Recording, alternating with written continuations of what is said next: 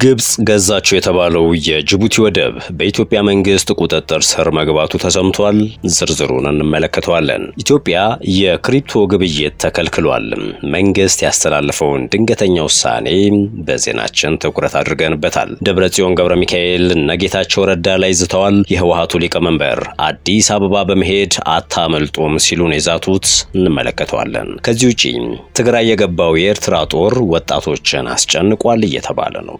የአየር ጥቃቱ እንደተፈራው ተጀምሯል። የአስቸኳይ ጊዜ አዋጅም ታውጇል። እጅግ መነጋገሪያ የሆነውን ዓለም አቀፍ ጉዳይም የምንመለከት ይሆናል። ሌሎችም ጉዳዮች ይዳሰሳሉ። ጤና ይስጥልን፣ እንዴት አላችሁ የሸገር ታይምስ ቤተሰቦች? ዕለታዊ የመረጃ ጥንቅራችን ነው ተጀምሯል። ቀደም ሲል ያነሳናቸው አበይት ነጥቦች ናቸው። ዝርዝር መረጃዎቹን ደግሞ እንደሚከተለው ወደ እናንተ እናደርሳለን።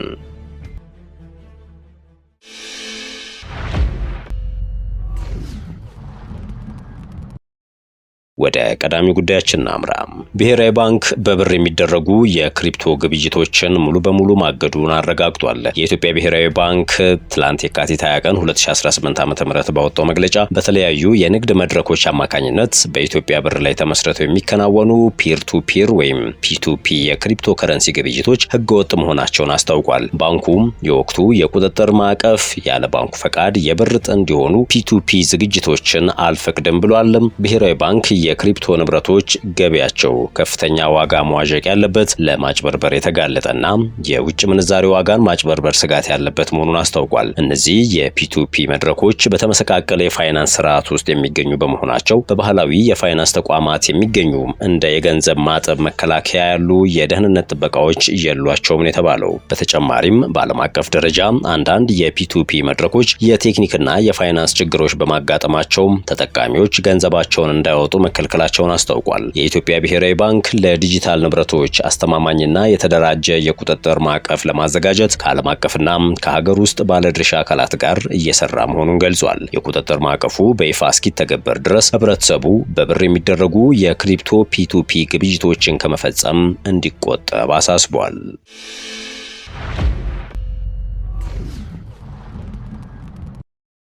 ደብረጽዮን ገብረ ሚካኤል ጌታቸው ረዳ ላይ ዝተዋል። የህወሓቱ ሊቀመንበር አዲስ አበባ በመሄድ አታመልጡም ሲሉ ነው የዛቱት። የህወሓቱ ሊቀመንበር ዶክተር ደብረጽዮን ገብረ ሚካኤል ይህንን ያሉት በትላንትናው ዕለት የፌዴሬሽን ምክር ቤትና የምርጫ ቦርድ ውሳኔን በመቃወም በመቀለ በተካሄደ ሰላማዊ ሰልፍ ላይ ነው። የህወሓት ሊቀመንበር ዶክተር ደብረጽዮን ገብረ ሚካኤል ከሰሞኑ ያለውን ውጥረት ተከትሎ ከትግራይ ወደ አዲስ አበባ የሚደረጉ የየብስና የአየር ጉዞዎች መጨመራቸው ጋር በተያያዘ መልእክት አስተላልፈዋል። ደብረጽዮን የጦርነት አደጋ ታይቷል በሚል ወደ አዲስ አበባ ሄደ የግርፋትና የእስራት ሰለባ እየሆንክ ያለህ የትግራይ ወጣት ስደት መፍትሄ እንዳልሆነ ልትረዳ ይገባል ብለዋል። አክለውም አዲስ አበባ ያለህ ወጣት ከብልጽግና አስተዳደር ጫና እንደማታመልጥ ተረድተ ከህዝብህ ጋር ልትወግን ይገባል ሲሉ ተናግረዋል። በተጨማሪም የኢትዮጵያ መንግስት ከጦርነት ይልቅ ለሰላም ቅድሚያ መስጠት ይኖርበታል ያሉት ዶክተር ደብረጽዮን ፖለቲካዊ ችግሮች በውይይት እንጂ በወታደራዊ ኃይል ስለማይፈቱ በማይመለከተው ውጊያ ውስጥ እንዲገባ እየተገደደ ያለው የፌዴራል ሰራዊት የልዩ ኃይልና የሚሊሻ አባል እኔ አልዋጋም በማለት ህይወቱን ሊያድን እንደሚገባ መልእክታቸውን አስተላልፈዋል። ወደ ሌላኛው ጉዳያችን አለፍን። በትግራይ የሚገኘው የኤርትራ ጦር ወጣቶችን ለስደትና ለስጋት አጋልጧል ተብሏል። ጦሩ ወጣቶችን በኃይል ወደ ኤርትራ በረሃዎች ለወታደራዊ ስልጠና እየወሰደ መሆኑም ተመላክቷል። የዲሞክራሲ ስምረት ትግራይ ፓርቲ ባወጣው መግለጫ በትግራይ ክልል የሚገኙ ወጣቶች የኤርትራን ጦር በመፍራት ቀያቸውን ጥለው እየተሰደዱ መሆኑን አስታውቋል። ወጣቶች የኤርትራን ጦር ድርጊት በመፍራት ወደ አጎራባሽ ክልሎች ሳውዲ አረቢያና ሊቢያ በስፋት እየተሰደዱ ይገኛሉ ያለው ፓርቲው የኤርትራ ጦር በክልሉ 5 ቦታዎች ላይ ከነ ሙሉ ትጥቁ እንደሚገኝም ገልጿል። በህወሓትና በኤርትራ መንግስት መካከል የህዝብ ለህዝብ ግንኙነት በሚል የተጀመረውና ጽምዶ በሚል የሚጠራውን ግንኙነት የክልሉ ወጣቶችን ለከፍተኛ ስጋት ዳርጓል ነው የተባለው። የፓርቲው የምክር ቤት አባልና የሚዲያና ኮሚኒኬሽን ዘርፍ ምክትል ሰብሳቢ አቶ ጣማ አረዶም አሁን ላይ በትግራይ ከተሞች የሚታየው ድባብ የኤርትራ ከተሞችን እየመሰለ መሆኑን ገልጸዋል። የትግራይ አደባባዮች ባዶ እየሆኑ ነው ያሉት አቶ ጣመ የህዝቡ ደህንነት በአሁኑ ወቅት ከፍተኛ አደጋ ላይ መውደቁን መግለጻቸውን አሃዱ ራዲዮ ዘግቧል። ፓርቲው እንደሚለው ክልሉ አሁን ላይ ከመደበኛው መንግስታዊ መዋቅር ውጪ በሆነ ካውንስል እየተመራ ይገኛል። ይህ ካውንስል በህወሓት፣ በትግራይ ጊዜያዊ አስተዳደርና በኤርትራ መንግስት የሚመራ መሆኑ ተገልጿል። አቶ ጣዕመ አረዶም አክለውም የትግራይ ህዝብ ልጆቹን ጥቃት በመፍራት ወደ አዲስ አበባ እየላከ መሆኑን ጠቁመዋል። ሆኖም ህወሓትና የኤርትራ መንግስት ሆን ብለው የጸጥታ ችግር የሚፈጥሩ ሰዎችን ወደ መሃል ሀገር በማስገባት በትግራይ ተወላጆች ላይ ጥርጣሬና ኢላማ የማድረግ ስራ እየሰሩ ነው ሲሉ ወንጅለዋል። ግብጽ ገዛቸው የተባለው የጅቡቲ ወደብ በኢትዮጵያ መንግስት ቁጥጥር ስር መግባቱ ተሰምቷል።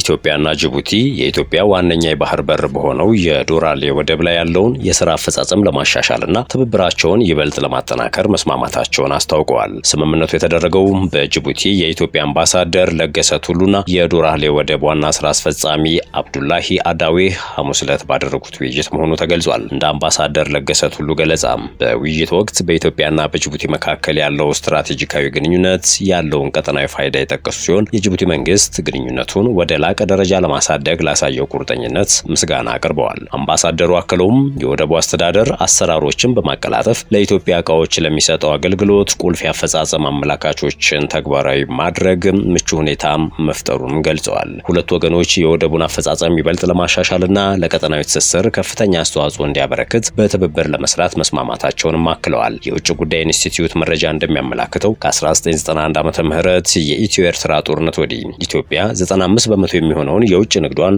በጅቡቲ ወደብ በኩል ታከናውናለች። እንደ ፖርት ሱዳንና የኬንያው ላሙ ወደብ ያሉ አማራጮች አልፎ አልፎ ብቻ ጥቅም ላይ ይውላሉ ተብሏል። በ2017 ዓመተ ምህረት ብቻ በጅቡቲ በኩል የተስተናገደው የኢትዮጵያ የውጭ ንግድ ጭነት 9.5 ሚሊዮን ቶን የደረሰ ሲሆን የወደብ አገልግሎት ከጅቡቲ አጠቃላይ ብሔራዊ ገቢ 80 በመቶ እንደሚሸፍን ይገመታል። ኢትዮጵያም በየዓመቱ ከ1.5 እስከ 2 ቢሊዮን ዶላር የሚገመት የወደብ ኪራይ የምትከፍል ሲሆን ይህም በ2017 ዓ.ም ከሚገመተው 5.3 ቢሊዮን ዶላር የኤክስፖርት ገቢ ሲነጻጸር 1/3 ገደማ ነው። ጠቅላይ ሚኒስትር አብይ አህመድ ከዚህ ቀደም ለእነዚህ አገልግሎቶች የሚወጣው ገንዘብ በየ3 ዓመቱ አንድ የታላቁ ህዳሴ ግድብን ሊገነባ ይችላል ሲሉም መናገራቸው ይታወሳል። ይህ የኢትዮጵያና የጅቡቲ የታደሰ ግንኙነት የመጣው አውሮፓ፣ መካከለኛው ምስራቅ፣ እስያና ምስራቅ አፍሪካን በሚያገናኘው እጅግ አስፈላጊ የባህር መስመር በቀይ ባህርና በባቤል ማንደብ የባህር መስመር ዙሪያ ያለው ጂኦፖለቲካዊ ፉክክር በጠነከረበት ወቅት ነው። በርካታ ሪፖርቶች እንደሚያመላክቱት ባለፈው ታህሳስ ወር 2018 ዓ.ም ግብጽ በኤርትራ የሚገኘውን የአሰብ ወደብና በጅቡቲ የሚገኘውን የዶራሌ ወደብን ለማዘመን ስምምነት ላይ ደርሳለች። ስምምነቱ የወደቦቹን የመያዝ አቅም ማሳደግን፣ የጦር ማረፊያዎችን መገንባትና ጥቂት ግን ግንባር ቀደም የሆኑ ወታደራዊ አባላትን ሊያስተናግዱ የሚችሉ ተቋማትን ማቋቋምን ያካተተ ነው። ሁለቱም ወደቦች ለባቤል መንደብ መስመር ቅርብ መሆናቸው ስትራቴጂካዊ ዋጋውን ከፍ ያደርገዋል ተብሏል። ኤርትራና ጅቡቲን የምታዋስነው ነገር ግን የባህር በር የሌላት ኢትዮጵያ ጎረቤት ሀገራት በዋነኛ የባህር መውጫዋ በቀይ ባህር ላይ ግዛታዊ ወይንም ወታደራዊ የበላይነትን ለመመስረት የሚያደርጉትን ጥረት መቃወም ጀምራለች። በግብጽና በጅቡቲ መካከል የተደረገው ስምምነት ኢትዮጵያን ከዶራሌ ጋር የሚያገናኙ የመንገድ መሰረተ ልማቶችን ማሻሻልንም የሚያመላክት ሲሆን ይህም አዲስ አበባ በወደቡ ላይ ያላትን ጥገኝነት ይበልጥ ያሳድገዋል። በቅርቡ የግብጽ ምክትል ጠቅላይ ሚኒስትርና የኢንዱስትሪና ትራንስፖርት ሚኒስትር ካሚል አልዋዚር በጅቡቲ ባደረጉት ይፋዊ ጉብኝት በባህር ትራንስፖርት፣ በሎጂስቲክስ ቀጠናዎች፣ በታዳሽ ኃይልና በወደብ ልማት ላይ ትልቅ የትብብር ስምምነቶች እንዲፈርሙ አድርገዋል። በጉብኝቱ ወቅት የጅቡቲ ወደቦችና ነጻ የንግድ ቀጠና ባለስልጣን ከፍተኛ ኃላፊዎች እንዲሁም የግብጽ ግንባር ቀደም የመሰረተ ልማት ድርጅቶች ስራ አስፈጻሚዎች ተገኝተው ነበረ።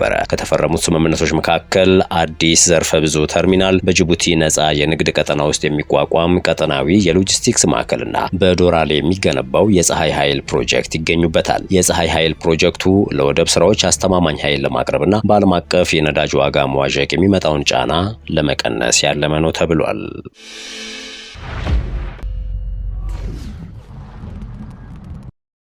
ወደ ሌሎች ጉዳዮች እናምራችሁ። እስራኤል በኢራን ላይ ጥቃት ከፍታለች። ላለፉት ቀናት ሲጠበቅ የነበረው የእስራኤልና የአሜሪካ በኢራን ላይ የጋራ ጥቃት ሊከፍቱ ይችላሉ የሚለው ስጋት እውን ሆኗል። እስራኤል በዛሬው ዕለት ከሰዓታት በፊት በሀገሪቱ መዲና ቴህራን የአየር ላይ ጥቃት ከፍታለች። ዘግይተው በወጡ መረጃዎች ደግሞ ኢራን ላይ ጥቃት የማድረሱ ዘመቻ አሜሪካም እንደተቀላቀለችው አርቲ ዘግቧል። እንደ ዘገባው ከሆነም በቴህራን የተለያዩ አካባቢዎች በተፈጸሙ ጥቃቶች እስካሁን የደረሱ ጉዳቶች አልታወቁም። ሆኖም ጥቃቶቹ ከባድ ጉዳት ማድረሳቸውን የሚያሳዩ ምስሎች መውጣት ጀምረዋል። ጥቃቱን ተከትሎ ኢራን በመላው ሀገሪቱ የአስቸኳይ ጊዜ አዋጅ አውጃለች። ኢራን የኒውክሌርና ሚሳኤል ፕሮግራሞቿን እንድታቆም ላለፉት ቀናት በኦስትሪያ ቪየናና በኦማን በአሜሪካና ኢራን መካከል ድርድሮች ሲካሄዱ ቢቆዩም ወደ ስምምነት መምጣት አልተቻለም። ወደ ሌላኛው ጉዳያችን አመራን። ኢትዮጵያ በናይል ተፋሰስ ላይ የተናጠል እርምጃ ከመውሰድ እንድትቆጠብ ሲሉ ግብጽና ሱዳን በጋራ ጠይቀዋል። የግብጹ ጠቅላይ ሚኒስትር ሙስጠፋ ማድቡሊና የሱዳን የሽግግር ጠቅላይ ሚኒስትር ካሚል እድሪስ ትላንት ካይሮ ውስጥ ውይይት አድርገው ነበረ። ሁለቱ ጠቅላይ ሚኒስትሮች ባደረጉት ውይይት ኢትዮጵያ በናይል ወንዝ ላይ ለምታካሄደው ልማት ሁሉ አስቀድሞ የማሳወቅ የማማከርና በታችኞቹ ተፋሰስ ሀገራት ላይ ከፍተኛ ጉዳት ያለማድረስ መርሆችን እንድታከብር ሲሉ አሳስበዋል። ሁለቱ ወገኖች የናይል ወንዝ የሁሉም የተፋሰሱ ሀገራት የትብብርና የጋራ እድገት ምንጭ መሆን አለበት ነው ያሉት። የ1959 የናይል ወንዝ የውሃ ክፍፍል ስምምነታቸው የሰጣቸውን የውሃ ድርሻና የማይነጣጠል የውሃ ደህንነታቸውን እንደሚያስጠብቅ የሚገልጹት ሁለቱ ሀገራት በናይል ተፋሰስ ላይ የሚካሄዱ የተናጠል ውሳኔዎች ቀጠናዊ አለመረጋጋትን ይፈጥራሉ ሲሉ ያስጠነቅቃሉ። በመጨረሻም የሱዳን ጦርነት ወደ ወርቅና ዘይት ቀጠናዎች አምርቷል። በሱዳን የሚካሄደው የእርስ በርስ ጦርነት አሁን ላይ ከፍተኛ የወርቅና የዘይት ክምችት ወደሚገኝበት የኮርዶፋን ክልል መሸጋገሩ ተዘግቧል። በቅርብ ሳምንታት ውስጥ የተሰነዘሩ የድሮን ጥቃቶች በሲቪል ላይ ከፍተኛ ጉዳት እያደረሱ ይገኛሉ። የፈጥኖ ደራሽ ኃይል አርኤስኤፍ አማጽያን በዩናይትድ አረብ ኤምሬትስ ይደገፋሉ የሚባሉ የቻይና ስሪት CH-95 ድሮኖችን ሲጠቀሙ፣ የሱዳን መደበኛ ጦር ደግሞ የቱርክ ስሪት የሆኑትን ባይራክታርና አንኪቺ ድሮኖችን በመጠቀም የአየር የበላይነት ለመያዝ እየታገሉ ነው። ኮርዶፋን በዳርፉርና በዋና ከተማዋ ካርቱም መካከል ያለ ስልታዊ መስመር በመሆኑ ይህን ቀጠና መቆጣጠር ለጦርነቱ ውጤት ወሳኝ መሆኑ ተነግሯል። ውድ የሸገር ታይምስ ቤተሰቦች ለአሁኑ የያዝነው የመረጃ ጥንቅራችን ይህን ይመስል ነበር። ስለተከታተላችሁን ከልብ አመሰገን። በያላችሁበት ሰናይ ጊዜ ተመኘን።